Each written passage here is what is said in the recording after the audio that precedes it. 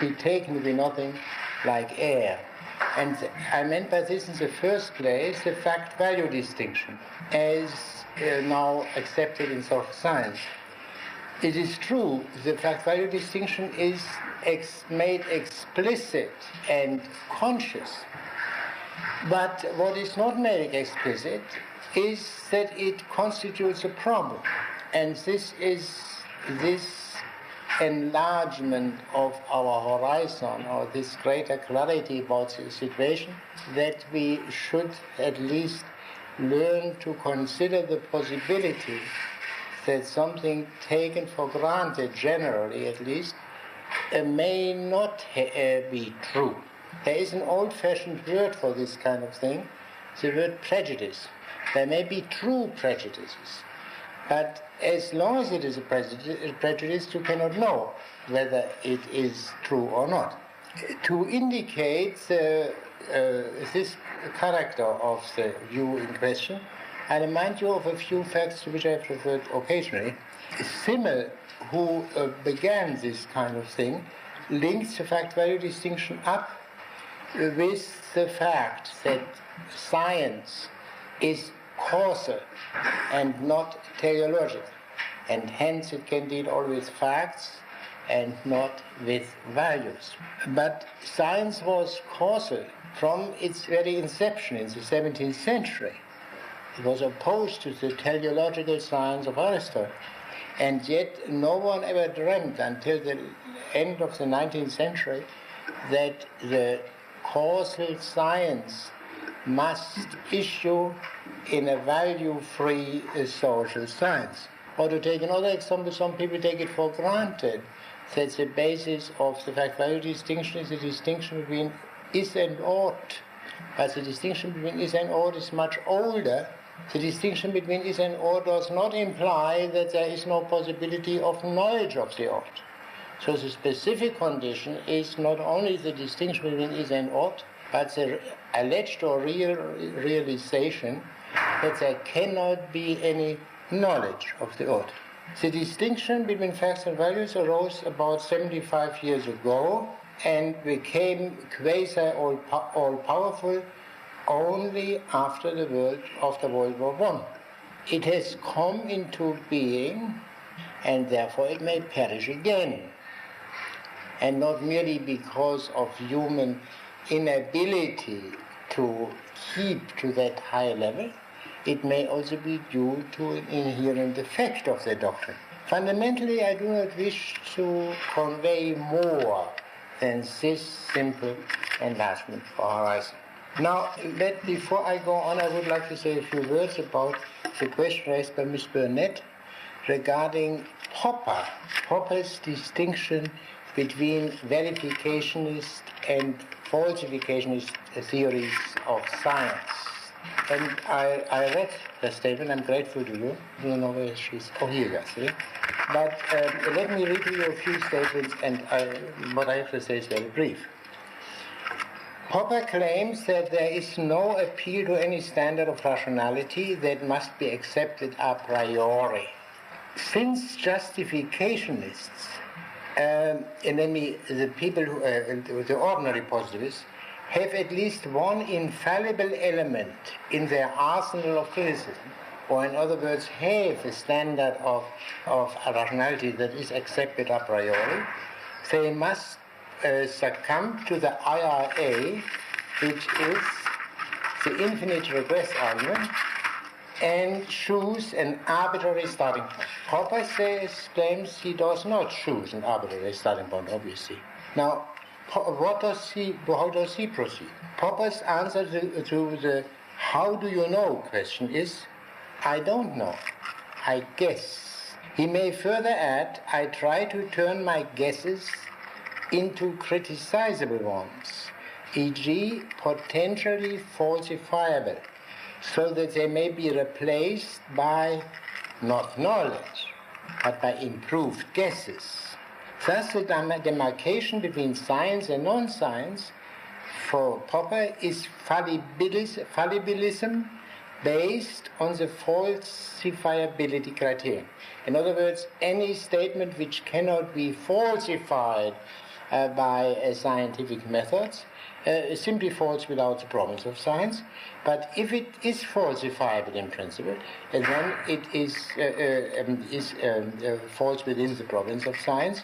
Of course, a skeptic can still ask, how do you know that you improve your guesses? By falsifying your first guess, you improve your guess. But the answer is easy. I guess. That's it. Now, whether that is a satisfactory account of knowledge in general and of science in particular is a long question into which we do not have to go here. We can, I would say offhand only this. It is hard to abolish the distinction between knowing and guessing, without which we cannot possibly take our bearings. I guess Mr. X in his room, then I go into his room, and then I see he is in it. I do no longer guess, I know. A theory which excludes the distinction between knowing and guessing would seem to be radically imperfect. Now, when making this remark, I'll make one qualification. I have not looked up power, and you may have, or your teachers may have misinterpreted. That I cannot exclude. I can only speak about what I have seen.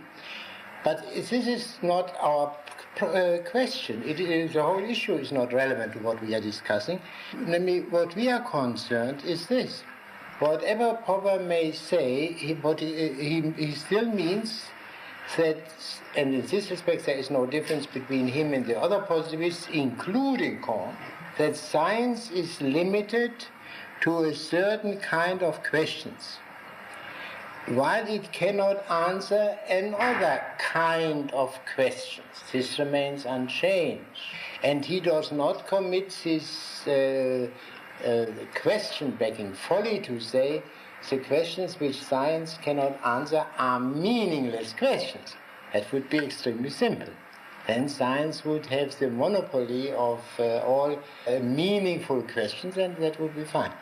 That he does not do. And this is, by the way, the issue between him and the more common brand of positivists. The questions traditionally answered by theology and metaphysics, the questions of why in Kant's formulation, and the questions of value remain and are outside of the domain of science. Science cannot even assert that science is good, because it would be a value judgment. Now, these facts, that questions of the utmost importance, the most important questions, remain wholly outside of the realm of science, leads and has led to what has been called the flight from scientific reasons toward theology or metaphysics. We shall see later that there is, or there is thought to be, an alternative towards which one can escape from scientific reason, or must escape, and different than theology and metaphysics. But before I take up this question, I would like to complete my discussion of the value judgment, of this fact-value distinction question. I will proceed in the following manner.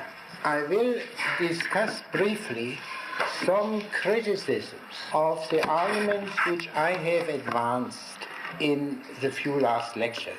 The most detailed criticism and serious criticism I found in a book by Arnold Brecht, Political Theory, The Foundations of 20th Century Political Thought, Princeton, 1959. This is a very solid and respectable book. It does not keep its promise to deal with the foundation of 20th century political thought. That you would think of things like liberal democracy, communism and fascism, and as other things of the same nature.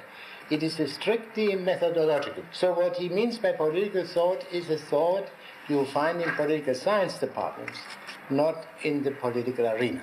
But this error is easily corrected. If you look at the table of contents, you see immediately that this is a strictly academic and not a political book, a book dealing with political matters as such. Now, he says the following, I read to you a few points. He calls a position which I described scientific value relativism, putting the three words in capitals in order to make quite clear that this is an entity by itself. And he says the following thing. Most revolters against scientific value relativism, the usage is interesting. Scientific value relativism is the established thing, and therefore those who disagree with the revolters describe it incorrectly. They do so in good faith, of course, but for that reason the more passionately. The commonest misrepresentation is to arouse the impressions that scientific relativists are philosophic relativists who teach that there is nothing of absolute value and that all values are equal. A dogma that could be upheld scientifically only by someone who was not alone personally disinclined to believe in God, but was positively convinced that there was none, and more than that, who thought that the non-reality of God could be scientifically demonstrated. Strauss says that Weber, I quote, assumed as a matter of course that there is no hierarchy of values. All values are of the same rank, unquote. And Voegelin, that Weber, quote, treated all values as equal, unquote. Now, Weber taught nothing of the kind, and he could not have done so, because in the first place he was not of the opinion that the absence of a hierarchy of values, and that includes the non-reality of God, could be scientifically ascertained. And in the second, the very point of his work was that values are unequal according to their different origins, implications and consequences, and also because of their different ideal meaning. In other words, in value freedom has a very different meaning from the value piety. Hence they are unequal. He did not treat values as equal, but merely their validity as equally undemonstrable, beyond the demonstrable consequences, i.e., if you choose value A, you are bound to choose something else. He did not even treat all values this way, but only ultimate values. For he recognized, of course, that each value can be judged scientifically as to its consistency with and its usefulness for the attainment of some allegedly ulterior value. Now, I can only say this. The key point of which Brecht makes is it is wrong to say the positivists regard values as equal. They regard them only as equally undemonstrable.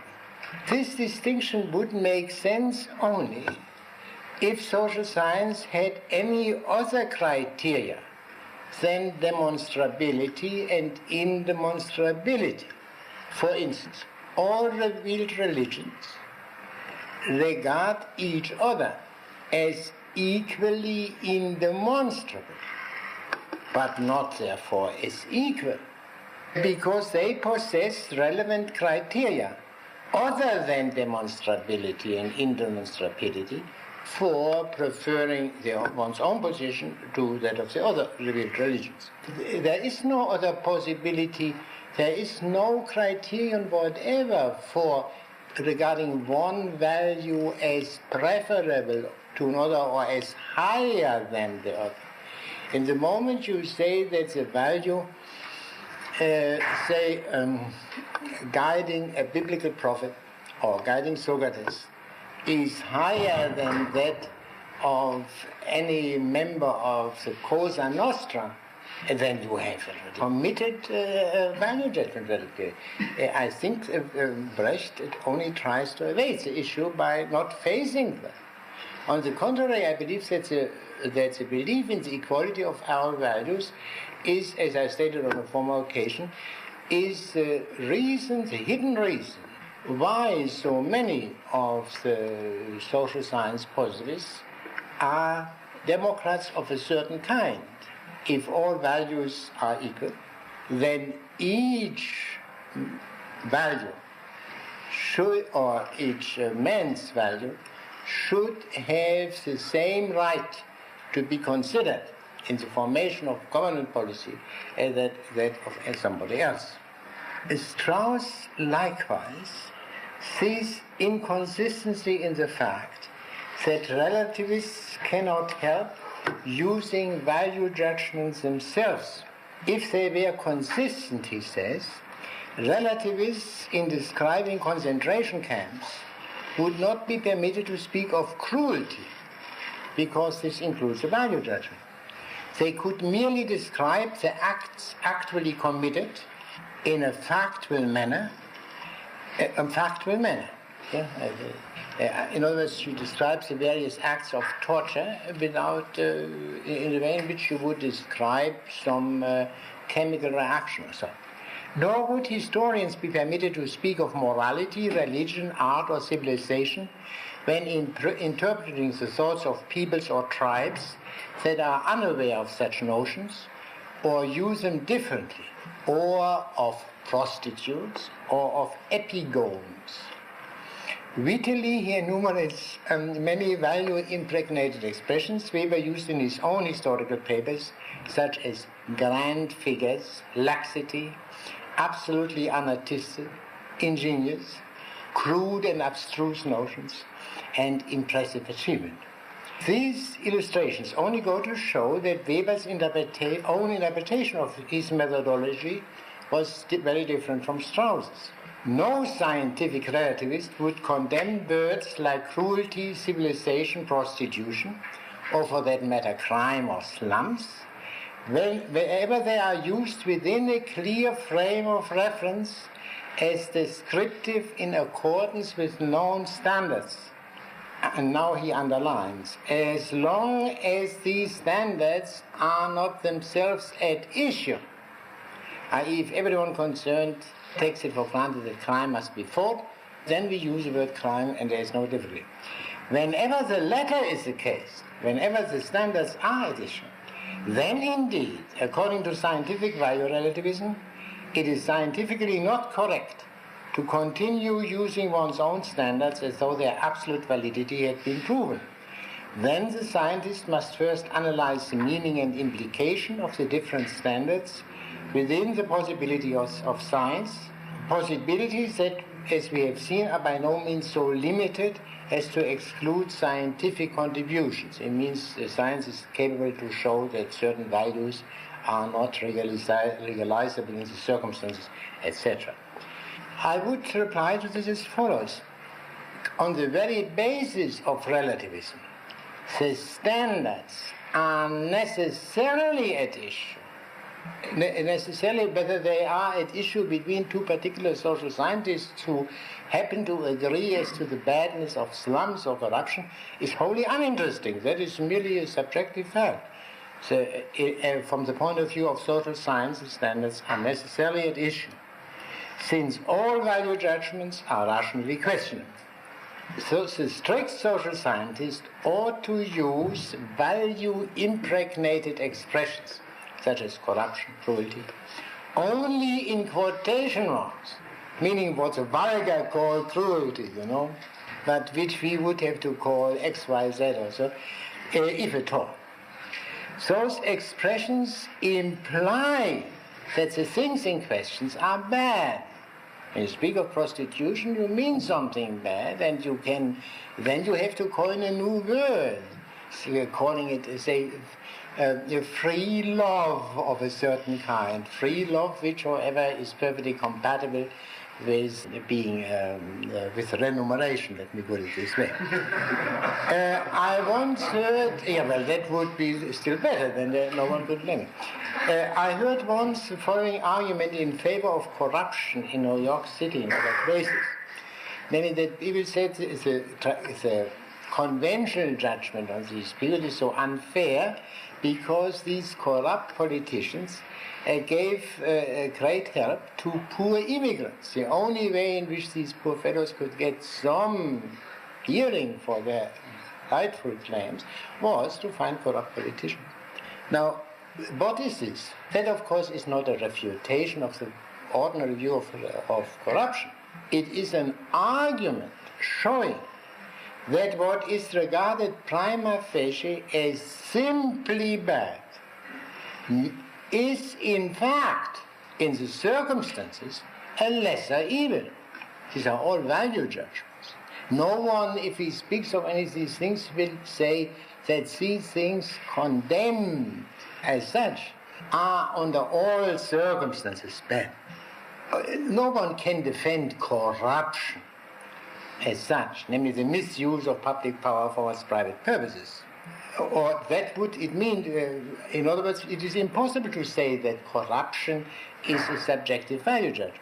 I will come back to a similar issue later. Let me see a few more remarks, because he, in an appendix, he comes back to this question. In the first section, when he had discussed micrism, he spoke of misrepresentations in the heading, and making it clear that it is not deliberate, but still, now he calls it misunderstandings. Strauss assumed his objections in another paper. The relativist hold, he asserts, that civilization is not intrinsically superior to cannibalism. Hence, speech for the cause of civilization will be to the relativist not rational discourse, but mere propaganda. A propaganda confronted by the equally legitimate and perhaps more effective propaganda in favor of cannibalism. Relativists teach, he further contends, that the absolute truth of value systems such as Plato's has been refuted unqualifiedly, with finality, absolutely. And he contrasts the apparent humility of relativists with a hidden arrogance, considering all people provincial and narrow, except themselves. What I meant was that they regard all these people, like Plato and so on, as provincial and narrow because they were the slaves of value systems accepted by their society, whereas they are completely free from such biases. This squarely put challenge, Brecht continues, is particularly helpful if it is neither ignored nor ridiculed, which he thinks would be the natural reaction of any sensible man, but met in equally forthright language. And it can be met, for each of Strauss's statements is in conflict with the facts insofar as scientific value relativism is concerned. First of all, where and when has a scientific relativist ever asserted as a fact that civilization is not superior to cannibalism? Such apodictic negative statements would be quite contrary to the principles of a scientific method.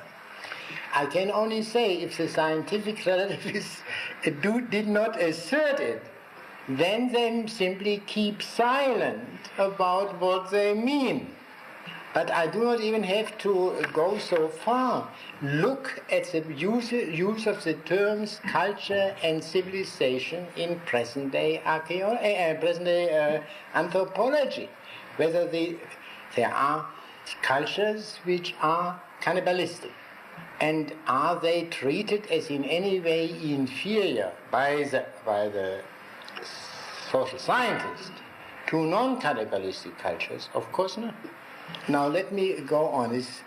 The only question that could be raised by some pedantic relativist, or for the matter of methodological argument, is what is the scientific evidence for the superiority of non-cannibalistic civilization? Now I would say this, in a matter of such importance, one cannot be pedantic enough. How about civilizations that abhor the eating of cattle or hogs? Well, to which I would say, here Brecht seems to say that the question of the eating of cattle and hogs has the same status as the question of the eating of human beings, which I think is a grave thing. But here too, Dr. Strauss would have no valid point. Scientific value relativism, although not satisfied with easy references to intuition, That's a dig.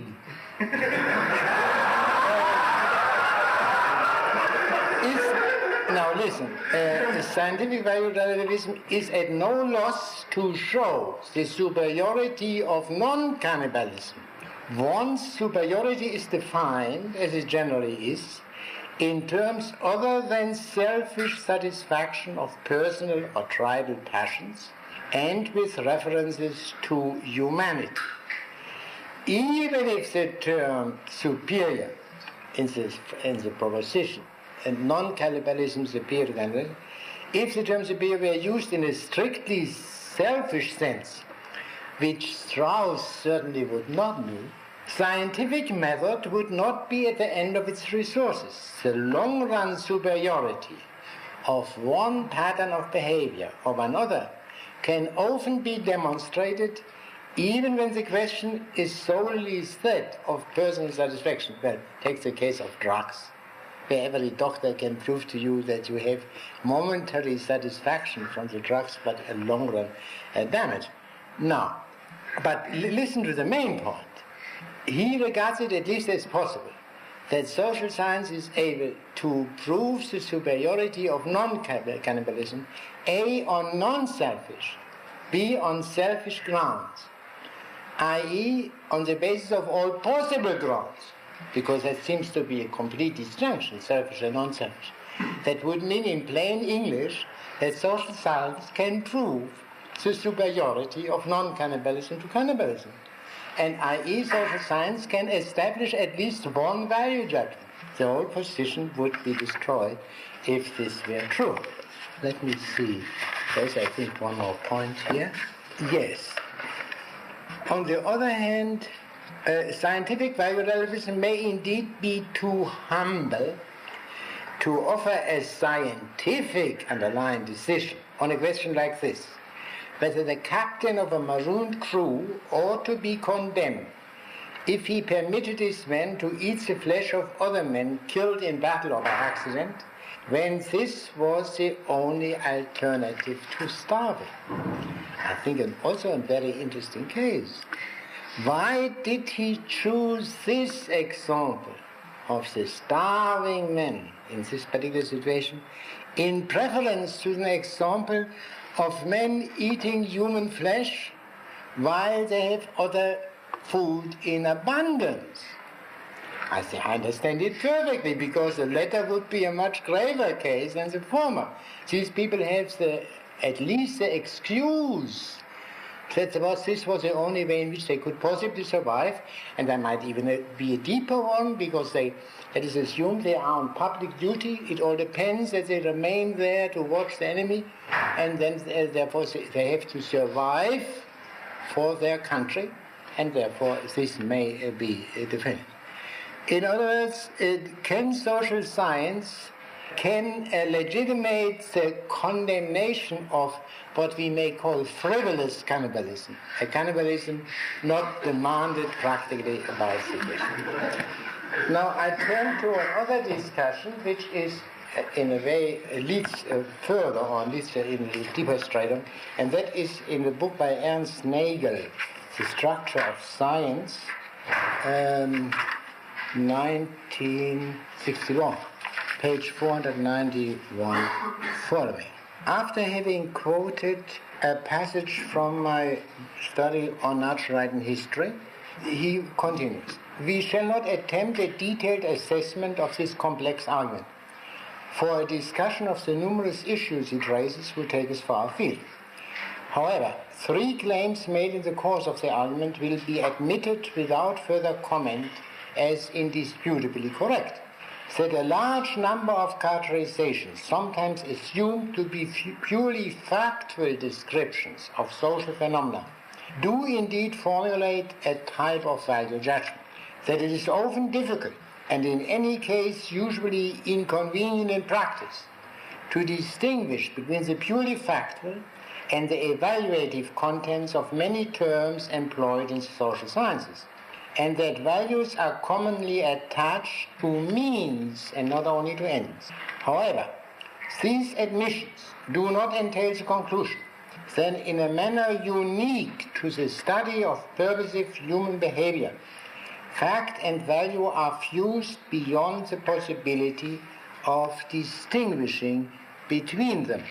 On the contrary, as we shall try to show, the claim that there is such a fusion of fact and value, and that a value-free social science is therefore inherently absurd, confounds two quite different senses of the term value judgment.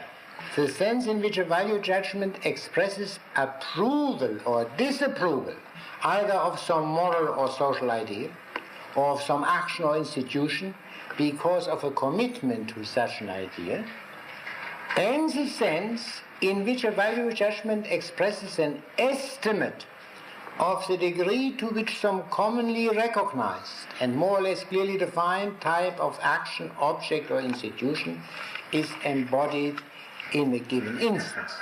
Now, Nagel calls in the sequel the latter kind of value judgments, which he admits are indispensable, characterizing value judgments, and distinguishes from appraising value judgments. The definition again, please. I mean, when there are appraising value judgments, which say this is intrinsically good, and the distinction is not very clear, as you will see. And the other, the characterizing doesn't speak of intrinsic goodness. This is my formulation, by the way, not his. But say prostitution. You characterize it as prostitution. Now he gives the following example. A given animal has anemia, factually, and at the same time evaluative to the extent that anemia is understood to be a defect. But according to Nagel, this characterizing value judgment does not mean that anemia is an undesirable condition. This would be an appraising value judgment. But the question I raise is this: does he not admit that anemia is a defect? And this is, I think, the crucial point. Now let me take another example. Nagel cannot deny that it is possible sometimes to make the characterizing value judgment X is a crook. It's quite clear that crook is not so very well defined, but in some cases the situation is so clear that everyone would admit that X is a crook. Now he would then say, this does not necessarily mean that X is undesirable. That would be an appraisal. And I can easily see that it doesn't follow. For example, it may be highly desirable. For example, it's a stool pigeon. But in giving this illustration, I show already the rational, the intelligible context within which we make value judgment and within which we qualify them. But if I say X is a crook, it surely means that he is despicable. Now, whether this is a good reason for you never to speak to him, never to meet him, that is a practical question in the narrow sense, is left open naturally. I mean, if you are Orlando Wilson, it may be your duty to talk to him. And there may be other reasons. He may be a very near relative and you cannot avoid him without harming your nearest and dearest and so on. But this is possibly the meaning of the distinction between characterizing and appraising. The key point, it seems to me, he admits, the characterizing value judgment, as he calls them, are inevitable. Now let me see how he continues then. It would be absurd to deny that in characterizing various actions as mercenary, cruel, or deceitful, sociologists are frequently, although perhaps not always wittingly, what a satire, asserting appraising as well as characterizing value judgments. In other words, they say not only he has a defect, a human defect, but also it is undesirable that there are this kind of thing. Terms like mercenary, cruel, or deceitful as commonly used, have a widely recognized pejorative overtone. Accordingly, anyone who employs such terms to characterize human behavior can normally be assumed to be stating his disapprobation of that behavior, or his approbation should he to use terms like non-mercenary, kindly, or truthful, and not simply characterizing it. Now here the question is, of course, is this. The social scientists who use these terms, do they merely give in to a temptation? We are brought up in this way that we think in these terms, or is there a necessity for that? However, although many, but certainly not all, ostensibly characterizing statements asserted by social scientists undoubtedly express commitments to various, not always compatible values, a number of purely descriptive terms as used by natural scientists in certain contexts sometimes also have an unmistakably appraising value connotation, not merely characterizing. Thus, the claim that a social scientist is making appraising value judgment when he characterizes respondents to questionnaires as uninformed, deceitful, or irrational. This was an entirely fictitious example which I used because I've never heard that the pollsters ever do that.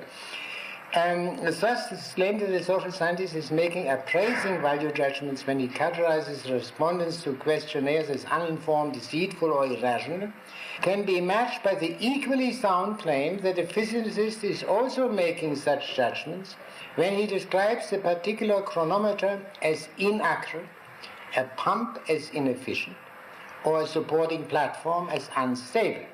Like the social scientist in this example, the physicist is characterizing certain objects in his field of research. But also, like the social scientist, he's in addition expressing his disapproval of the characteristics he is ascribing to those subjects.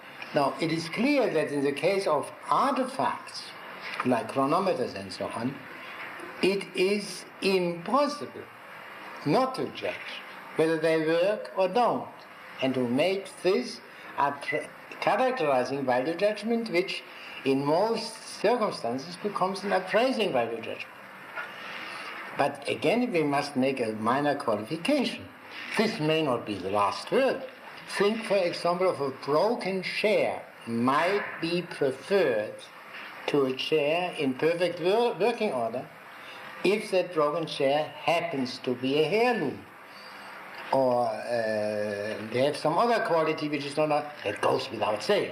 But a broken chair is still a defective chair.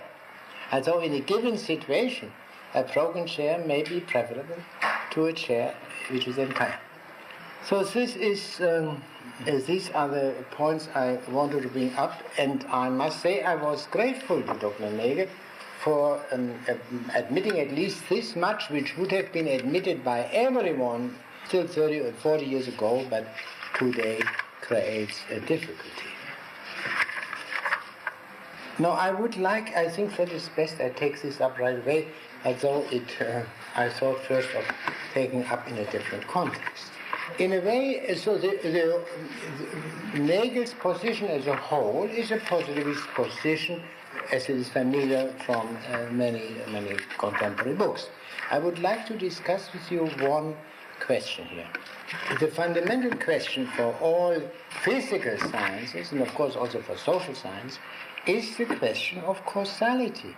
After all, explanation, correlations, one set of events, functions of another set of events, etc. We call this, in the old-fashioned form, causality. Now, what is causality? He quotes an author, and he seems to agree with it. Whenever you come across an incomplete or disturbed system, try to the best of your ability to amplify it to one undisturbed whole, looking for the supplement, first among things known, near and far. If the desired supplement is not found among them, search for it among things unknown. This is a kind of operative definition of causality. Now, what is the fundamental question here? What is the upshot of this discussion of the logical status of the principle of causality? Is the principle an empirical generalization? Obviously not. An a priori truth excluded by positivism as such? A concealed definition, which would be merely tautological?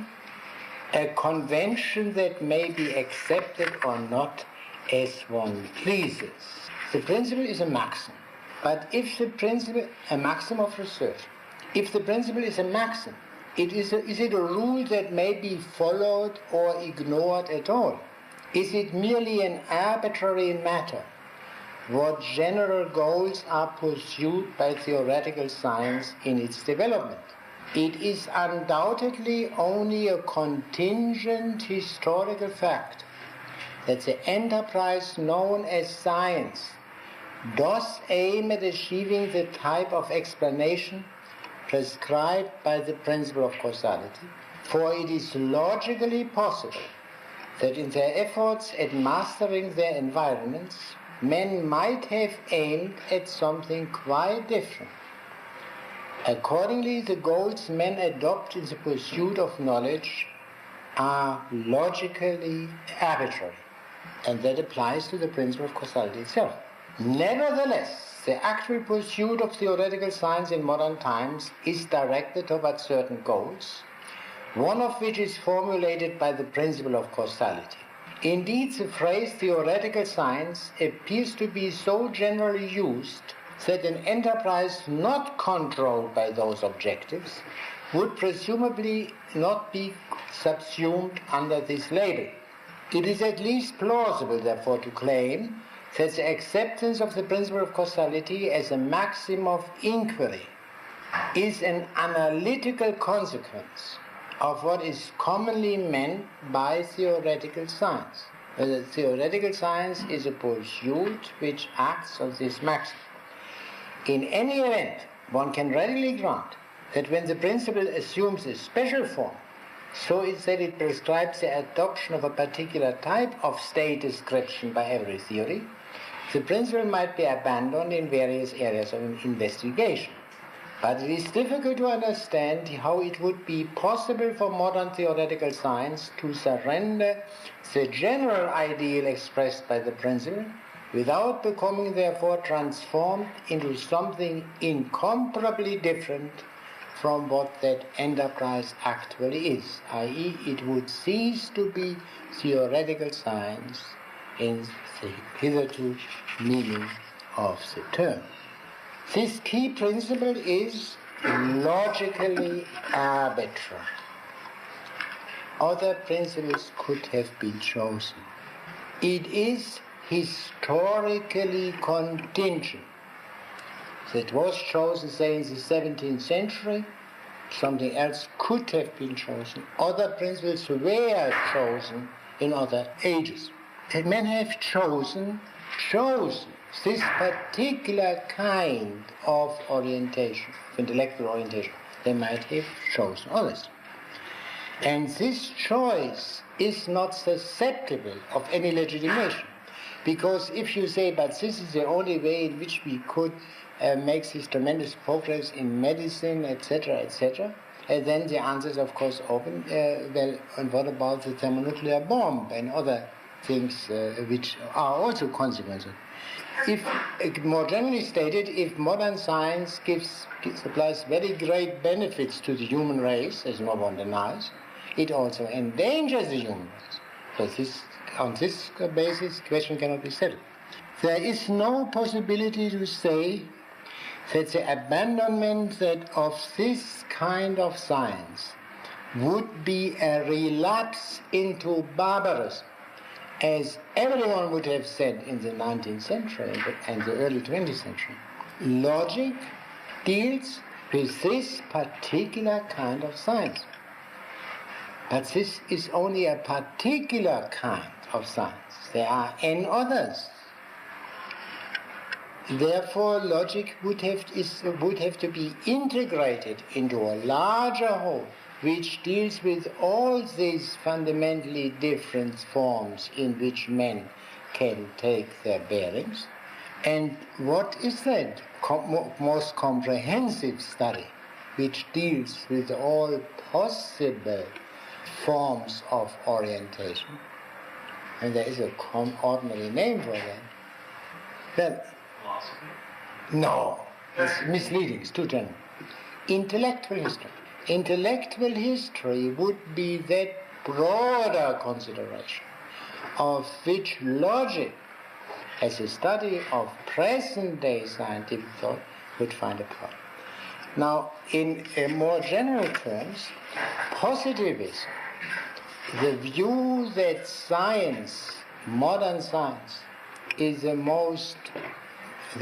only genuine form of knowledge, leads eventually into historicism. And that's the subject to which I will turn now. And historicism is to that extent the deeper position, the philosophically more serious position, because it is aware, it takes seriously an implication which positivism does not.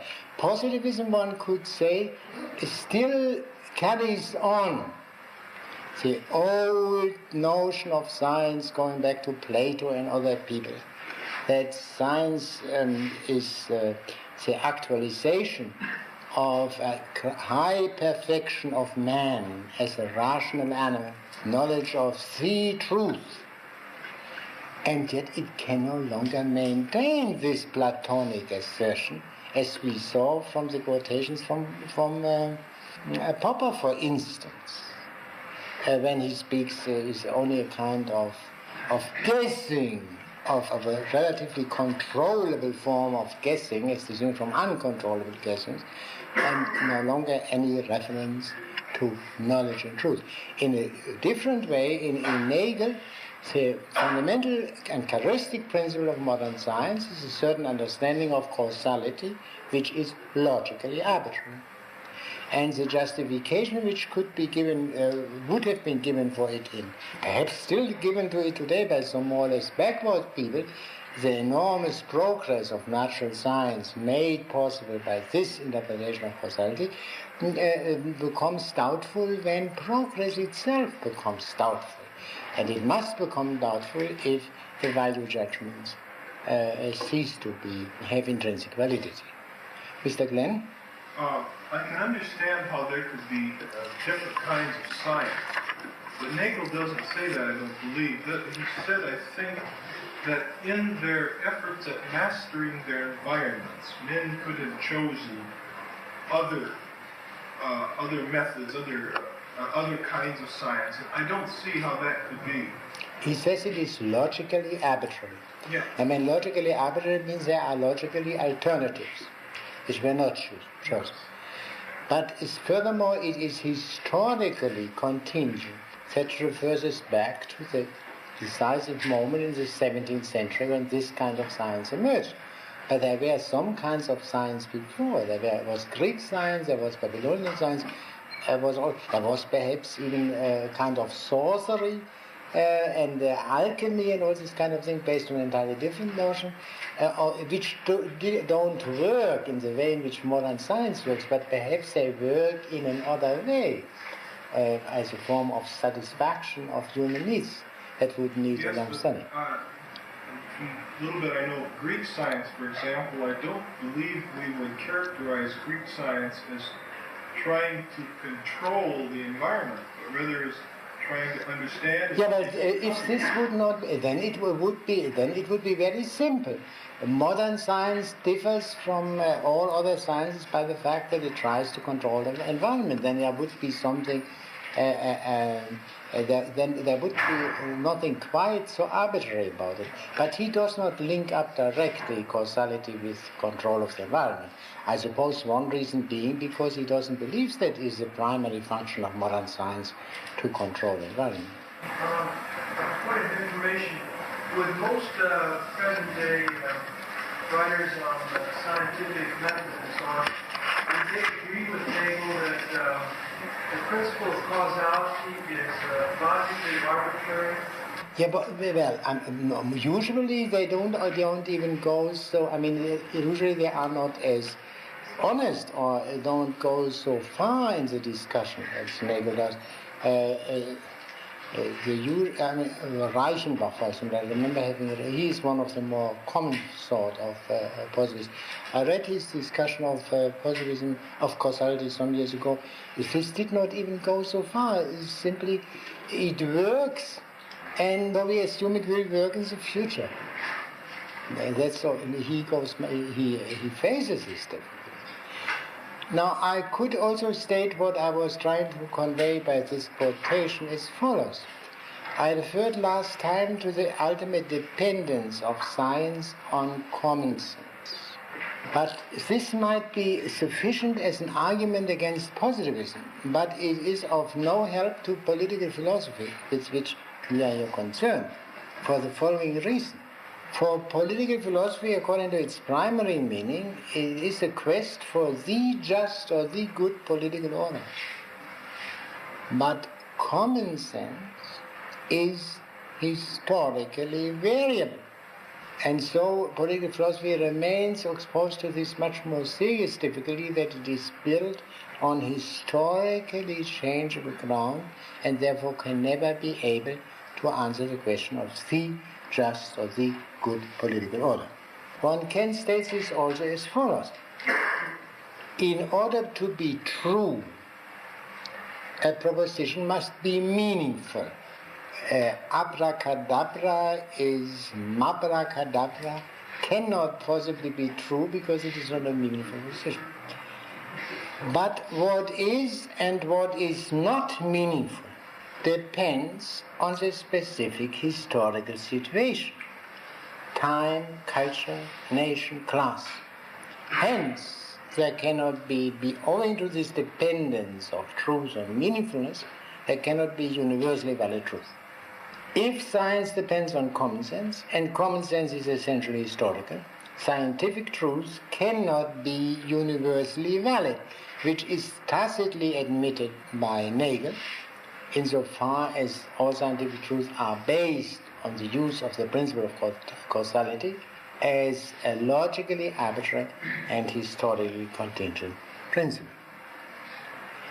To this one can easily object and say, look at the factual universality of mathematics and natural science in the modern world.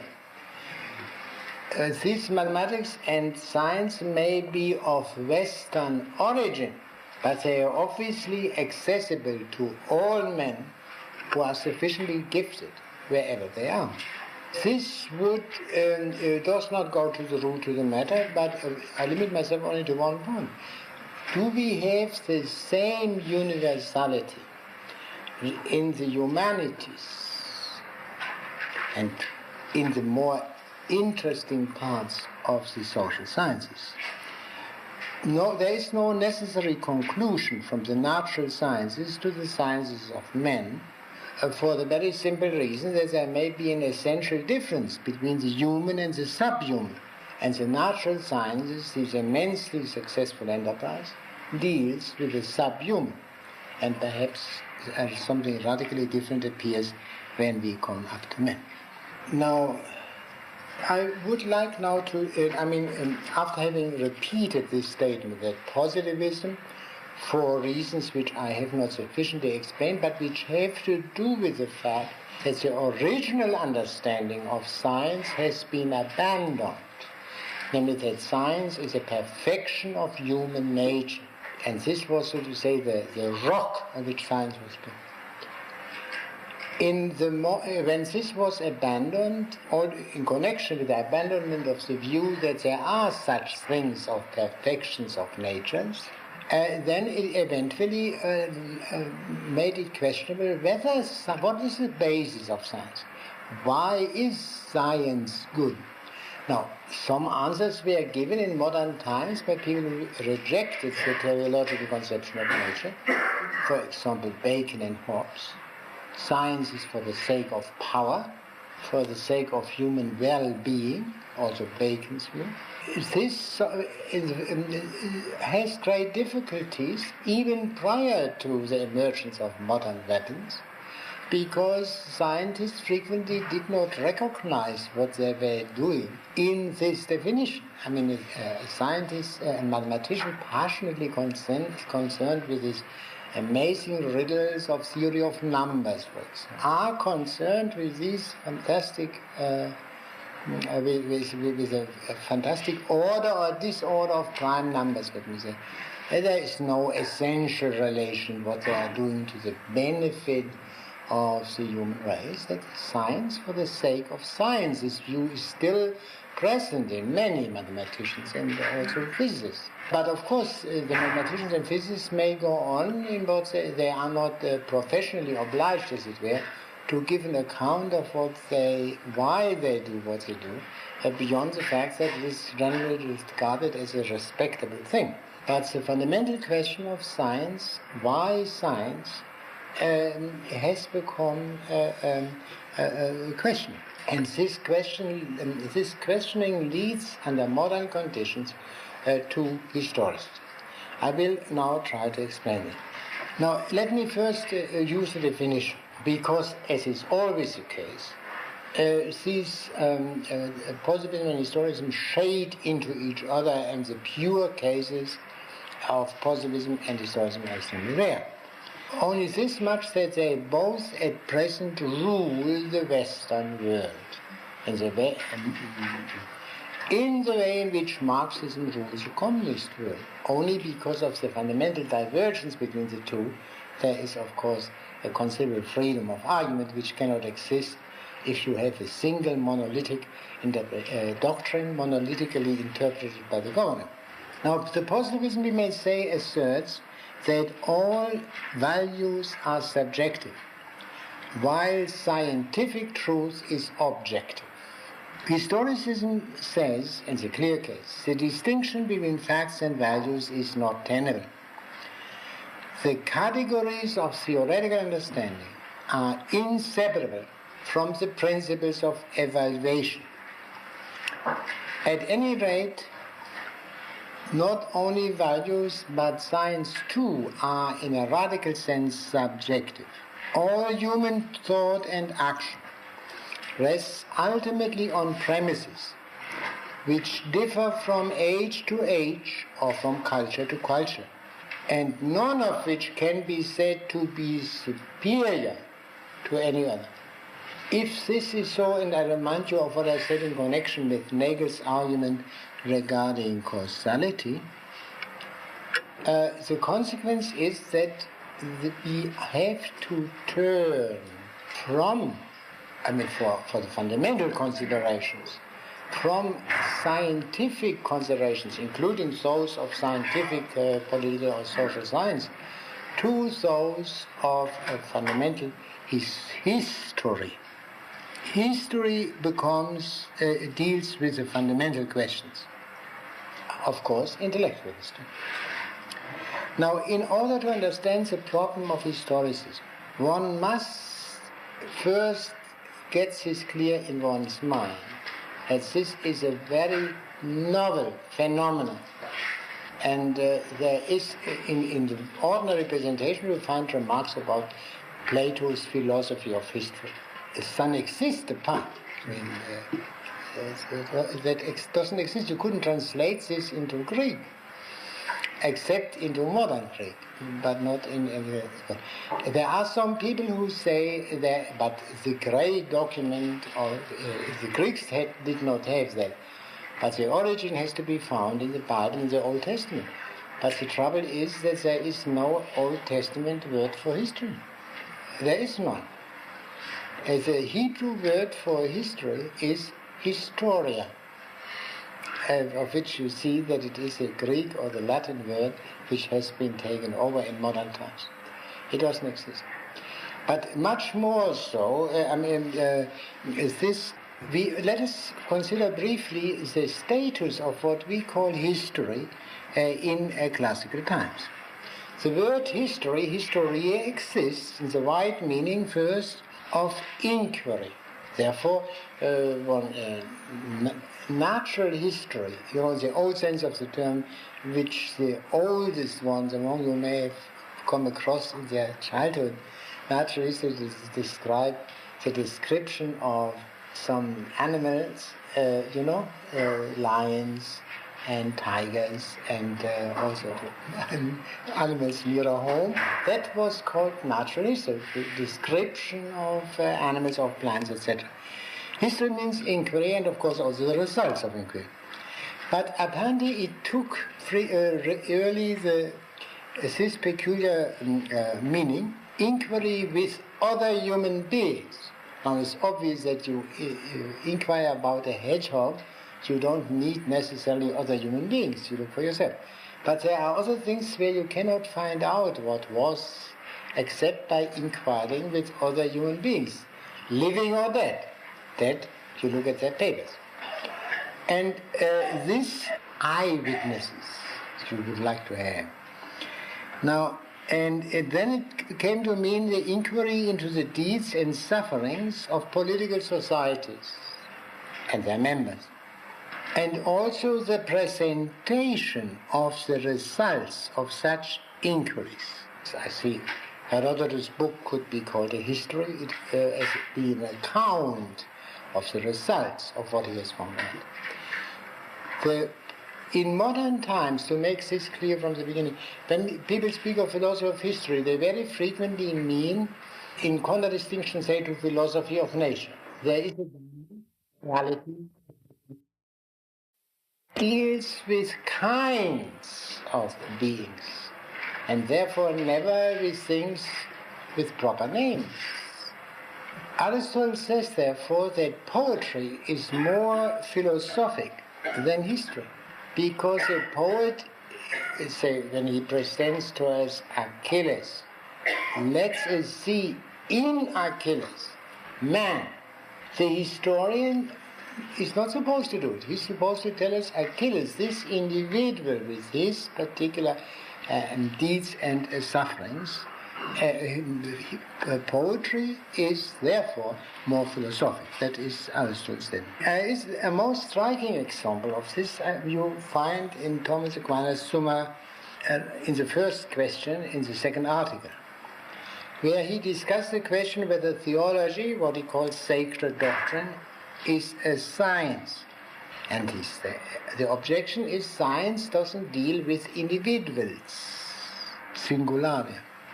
But theology does deal with individuals, for example, with the deeds of Abraham, Isaac, and Jacob. Beings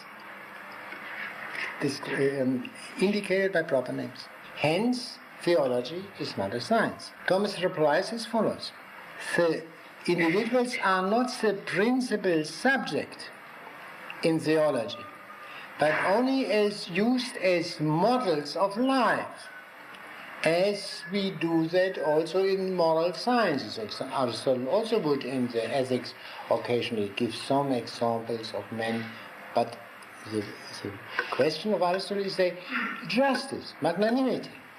And he might use occasionally an example of a well-known magnanimous or just man to illustrate it. But the theme is the universal. The political philosophy, when it emerged, dealt with justice, with the just order which is possible. And it did not hesitate to use history as a storehouse of examples, naturally. But it was not in no way a historical discipline. The just order was called, or could be called, what is by nature right. And this notion of what is by nature right developed later in the notion of the natural law, which was conceived of as binding all men as men. As such, it must be duly promulgated. Everyone must be able to know it, otherwise he cannot obey it. Now, whether the natural law is or is not always duly promulgated depends on how one man was at the beginning. That is the crucial case. If man at the beginning was Adam and Eve, created perfect, there was no difficulty in seeing why they should not know the natural law. But if man at the beginning was imperfect, the examples used in the 17th century would be the North American Indians or so, there is no reason to suppose that they would have been capable to understand such a law. And this was the generally accepted, this was a view accepted by the progressive thinkers, in quotation marks, of the 17th, 18th century, the men who formed the modern tradition. Man has an imperfect beginning, a beginning in which he cannot know the natural law, in which he cannot know what is by nature right. There is a development of man from a state in which he was incapable of understanding the natural law towards a state in which he is now. The whole work of Vico, for example, is based on this point. Rousseau's discourse on the origin of inequality is also a very important document, called by him a history of man, the history of man. I mean, not little anecdotes or more or less exciting, but the fundamental fact of man is essentially a developing being, or as Rousseau called it, perfectibilities of his essence. Here, the true political teaching, that of Rousseau, regarding the just society, has become available only now, 1756 or thereabouts. It could not have been known earlier. Now this thought, which is so elementary for us, we can say was wholly absent from the earlier tradition. Rousseau implies that his political philosophy differs more or less from the teaching of all his predecessors. Excuse me if I emphasize these trivial things, but a very great problem is implied in that. In fact, every great political philosopher did this. That is that here I present the political truth, and that has nothing to do with modesty or immodesty, but he implies it is of course different from that of others. Why should he write a new book? Take Locke, a man who was rather self-effacing compared with other political philosophers, and as such he refers and defers to authorities. The judicious Hooker, Richard Hooker. But on one occasion at least he says, after having quoted Hooker, but I moreover affirm, i.e. Hooker was right in 99%, but not 100%. Otherwise there would have been no reason for Locke to write his treatise. So this, in other words, the simple and elementary thing that many great political philosophers teach very different things about the just order.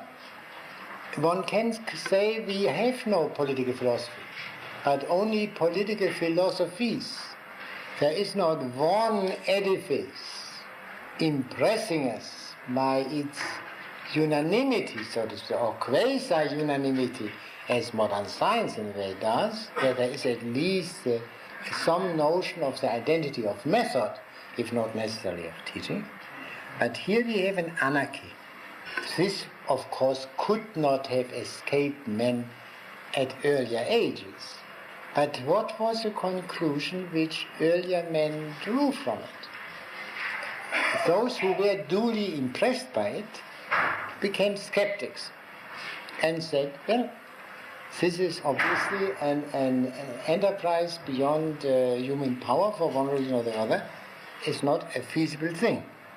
But the political philosophers themselves were not deterred by that scandalous state of their own pursuit.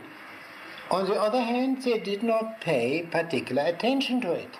I mean, they knew it, but they did not pay particular attention to it. And the very strange thing is that after Rousseau, or after Vico, this fact had to be faced for the first time. How can the variety of political philosophies be reconciled with its truth, with the possibility of political philosophy? Is this variety merely a disgraceful fact, or does it make sense?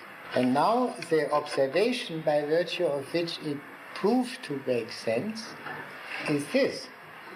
Every child can see when he reads Aristotle's Politics, say, on the one hand, and Locke's Civil Government on the other, that either Aristotle is wrong and then Locke is wrong, or vice versa. Of course, they may both be wrong, but they are surely incompatible. And now, good. Now, how can we? There is chaos in political philosophers, 20, 40, as many, a babel of disharmonious sounds. And then someone made this observation. That is not disharmony, there is perfect harmony.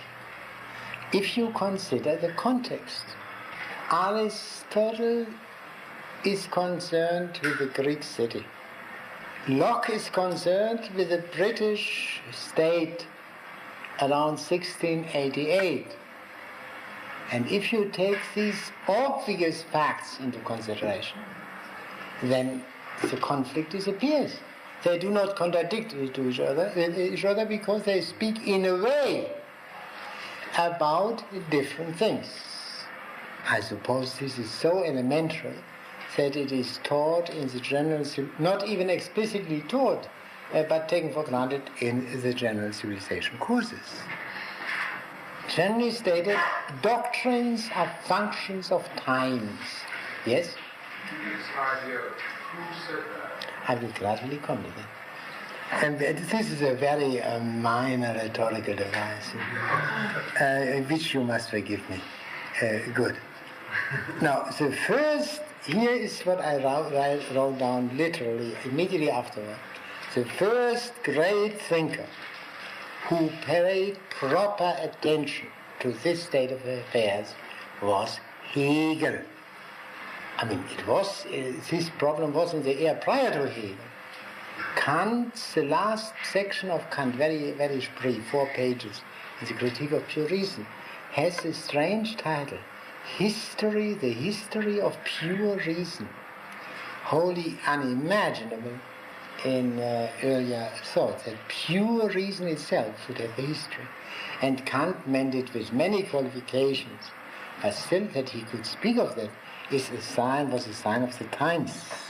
In Hegel's words, the individual, and he meant by that not only thoughtless individuals, but the most thoughtful man, the philosopher, is the son of his time, and not in the way in which he shapes or wears clothes, but in his highest and most sublime and abstruse thoughts. This was corrected somewhat later by Nietzsche, but fundamentally only in agreement with Hegel, that the philosopher is a stepson of his time. He is not in step with his time. But this, of course, means that what he teaches all belongs to the time nevertheless. Now, Hegel, who had seen that the individual is the son of his time, thought as little as any of his predecessors that his political philosophy is true only for his time. In other words, Hegel had realized that Aristotle was right for his time, Locke for his, and all the others for his. But as for Hegel's, he was, quote, as naive as these earlier thinkers had been and presented it as the true teaching. Now this couldn't be. I mean, that would be wholly unintelligible. Hegel justified the absoluteness of his political philosophy, contrasted with the non-absoluteness of the earlier philosophies, by this consideration. Each philosophy belongs to a moment in time, but there is an absolute moment. And the philosophy which belongs to the absolute moment is the absolute philosophy.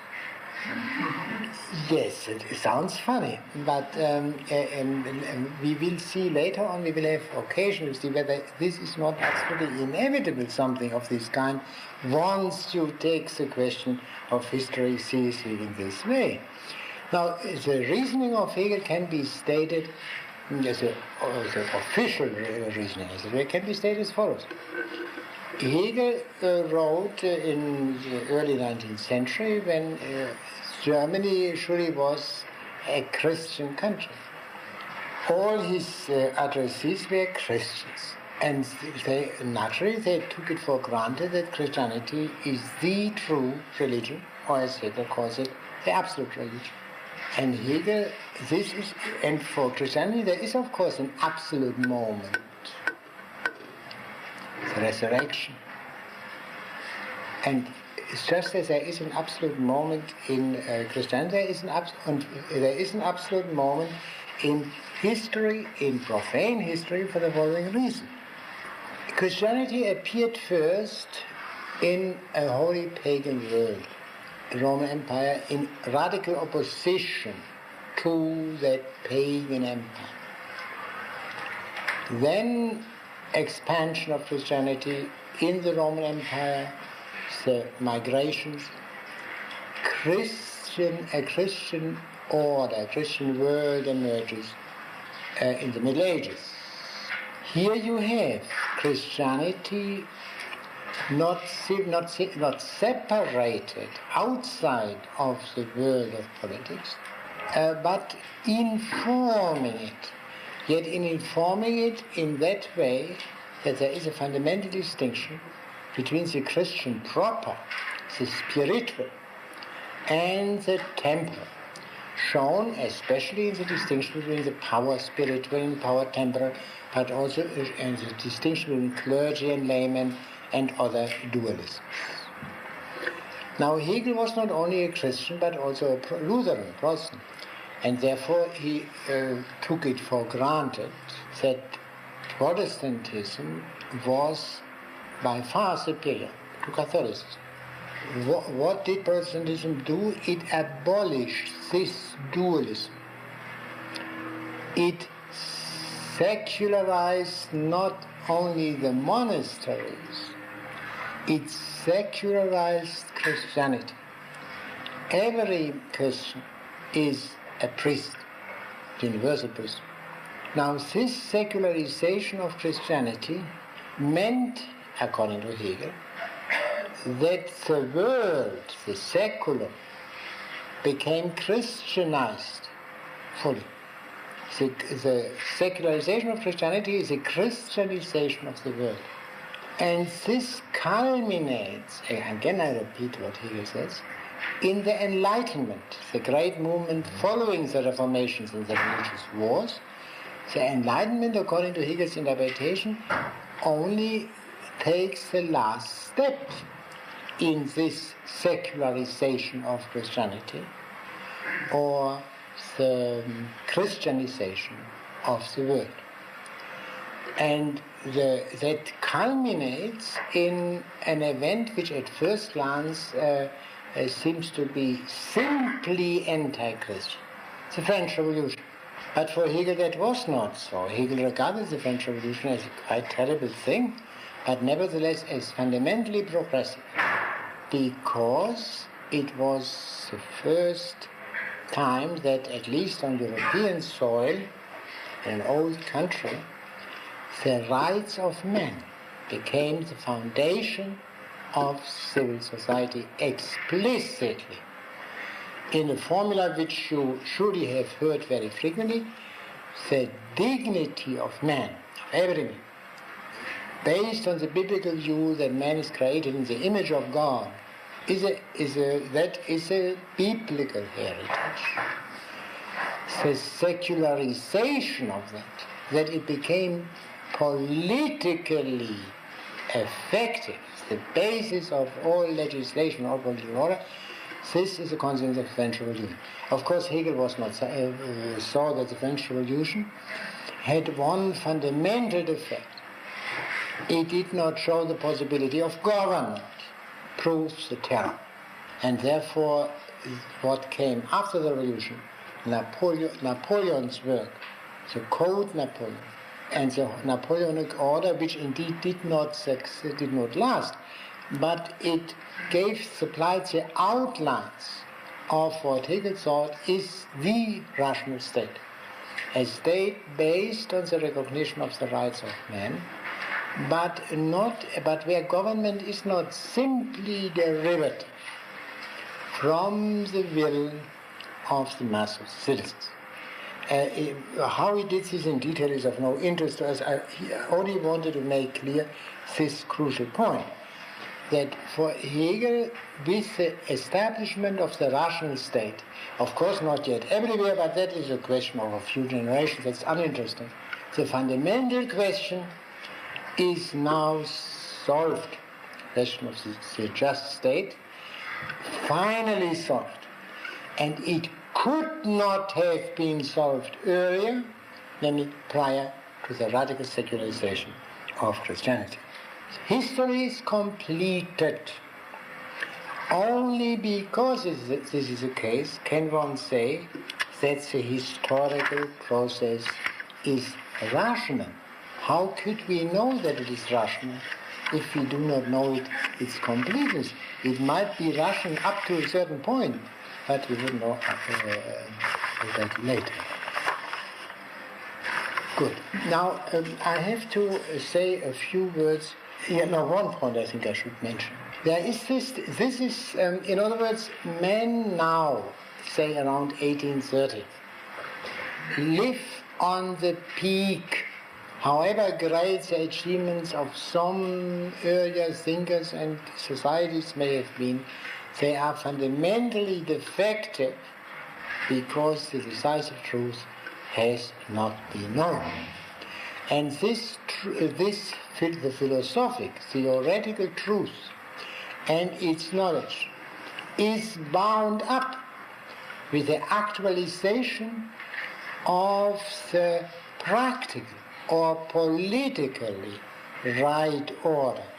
You see, when an earlier thinker said Descartes presented his doctrine about the vortices, so there was no relation whatever to the question of whether the most desirable political society was established.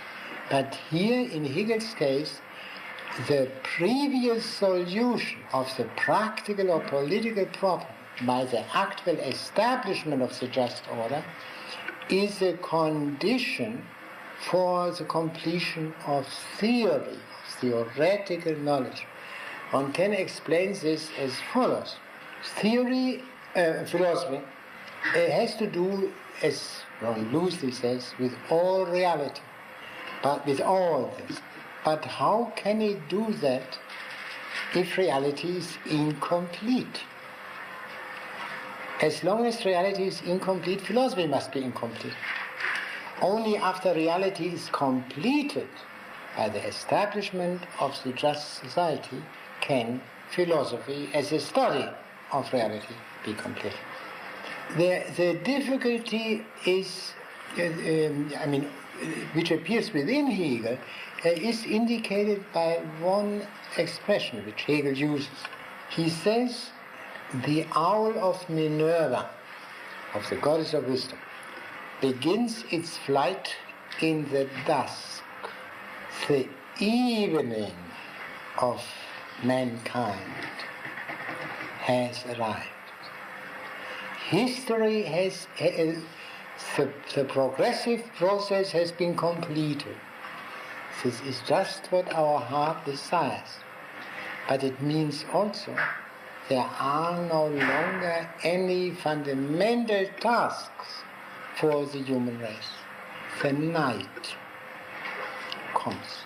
Therefore, the view which Spengler has popularized in our century about the decline of the West, meaning the decline of all high culture, is a possible implication of Hegel's own version. I think I should now, but Hegel was the great beginning of this historization, but historicism proper is a post-Hegelian phenomenon, and I will have to speak of this later, I think better next time. And we have a few minutes which we can devote to an exchange of opinions. Yes, like a dog. Yes? Way back at the beginning of the lecture, you were speaking of Nagel's distinction between characterizing and appraising. Now, if you say that something is anemic, you are judging it in terms of its own ends and constitution. If I say a human being is anemic, there is a standard by which human being exists, and he deviates from this. I don't appraise. I don't say it is good that he's anemic or it is bad that he's anemic. Yeah, sure, that's what he means. But somehow you said that this distinction wasn't really that clear, the distinction between appraising and characterizing. Yeah, but you say whatever. I mean, this characterizing statement in such cases means this thing, whether it is an animal or a chair, whatever it may be, is defective. Now, from this in itself, no practical conclusions follow. As a simple example of the broken chair, which I prefer, for some reason, but still I give a reason. Why do I prefer the defective thing to the whole thing? Whereas if someone, for example, someone wants to have a horse, no, it's still simple. A farmer says to a boy, "Bring me a horse." And he brings him a lame mare. Or he brings him a colt, 4 weeks old. Then the farmer says, "I told you to bring me a horse." I mean, he meant, of course, a normal horse. Normal means also grown up. Yeah? Therefore, a colt, which is perfectly healthy, in my assumption, is nevertheless not a horse. You can say that is a simple starting point of Aristotle. That when we go over a street and we come too late because there is a lot of people prevent us, and all these beings which prevent us walking quickly through the mess are children, or all of them are women, I think we would not simply say people prevented us, but there was only mass of children, a mass of women. So in other words, our ordinary language contains in itself a pointer towards the normal in the sense of the perfect, but don't think perfect means something far-fetched. The complete. This is I think for this reason one cannot leave it as a distinction. I gave the example of the stool pigeon, which is clearly an undecidable human being, yet can be useful within certain contexts. This, of course, we must not have a very schematic notion that here are the good things and here are the bad things, and that is in practice very hard to avoid the bad things and even the bad human beings.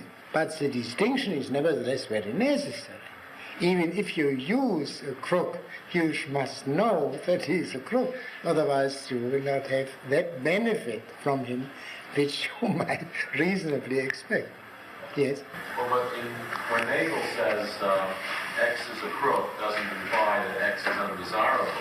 Does he understand that there might be other things about X which make it desirable, or does he say simply that being a crook isn't necessarily undesirable?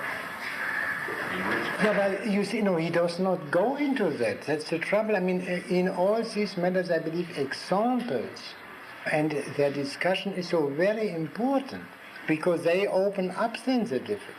And I think that will always show how many value judgment they are implied all the time. And this the usual view is is so offensive to me, above all, because of its schematic character. Yes? But I think we would have to say, in interpreting Hegel, that when he says X is a crook, does not imply X is undesirable.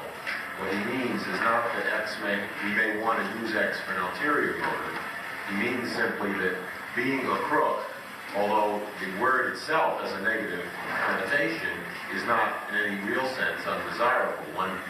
Someone might say, well, X is a crook and therefore is desirable, simply on the basis of... No, I think he goes somewhat beyond that. I do not know. No, yes. I think he cannot leave it at that. Strauss, would you clarify the connection between Hegel's judgment that causality, the principle of causality is logically arbitrary, and his position on fact values? No, there is no. I believe there is no direct connection between the two things. Well, then why was it brought up in the No, the argument. My argument was this: that I mean, I have had a number of arguments regarding fact-value distinction or social science positivism, and one of them was that positivism turns into historicism. And in the latter connection, I spoke of what he says about causality. Well, then, historicism is as I understood your presentation, was regarded by Hegel as an alternative. No. He in this respect is extremely simple, and he rejects historicism and all considerations regarding historicism as wrong. No. He is not. I mean, that is exactly the point. He believes that non-historicist positive science is absolutely well protected against any historicist objection. I may take this up next time, what he has to say on this subject.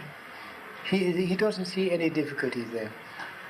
But what I wanted to show is that whether he sees any difficulty there or not, he is in fact exposed to them, as is shown by his remark on causality. Is this so hard to understand? I'm sorry. I do not see how I can... But I will keep it in mind and try to clarify it next time. Mr. Glenn. Mr. Strauss, the owl of Minerva is a symbol of wisdom, is that correct? The owl of Minerva is the symbol of wisdom or philosophy? Yeah, Minerva is the goddess of wisdom. All right. And Pallas Athena in Greek. And that the owl was her symbol. Yes. Yeah. And Hegel makes a subtle joke with it, just as the owl flies in the dusk, so wisdom, philosophy, self-consciousness emerges when a culture has fulfilled itself and is about to go down. Does he include both theoretical and practical wisdom there, or that doesn't make any distinction. No. Good, then we will continue next week in Swift. Please do not forget that. Can you...